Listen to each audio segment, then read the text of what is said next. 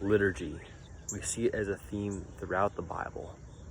In fact, all of creation sings God's praise liturgically, in cycles of sorrow and lament in winter, and joy in spring.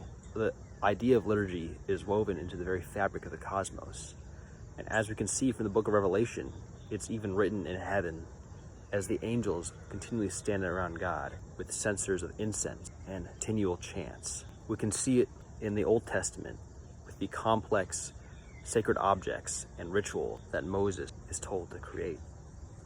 In fact, many church fathers say that when God told Moses about how to build these things, like the tabernacle, he actually showed him heaven, and then Moses copied that down. And this would seem to align with Hebrews, where it talks about the Holy of Holies, the altar, the temple that is in heaven. And so when you look at Hebrews and Revelation, when you look at what Moses is given in the Old Testament, it seemed to make sense that there's supposed to be some form of liturgy, that we're not just supposed to make it up ourselves. In fact, and you can see in the Bible that when it happens to Aaron's sons that they want to make up their own worship, that doesn't go too well with God. He cares about how he is worshipped because it needs to fit into the whole order, the whole structure of nature and the cosmos and heaven. And we can see in the New Testament elements of liturgy, especially Acts 2, where it talks about the apostles and their followers getting together, breaking bread, and having fellowship together.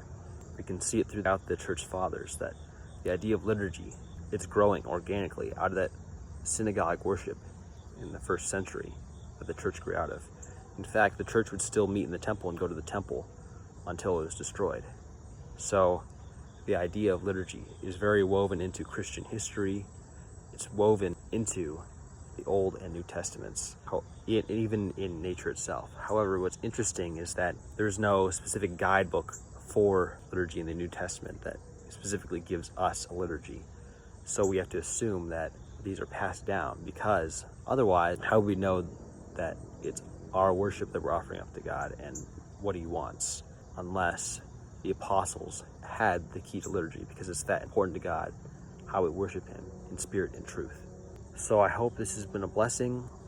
Liturgy has really been part of my life. I think it's really beautiful. So I hope you go and be transformed by it forever.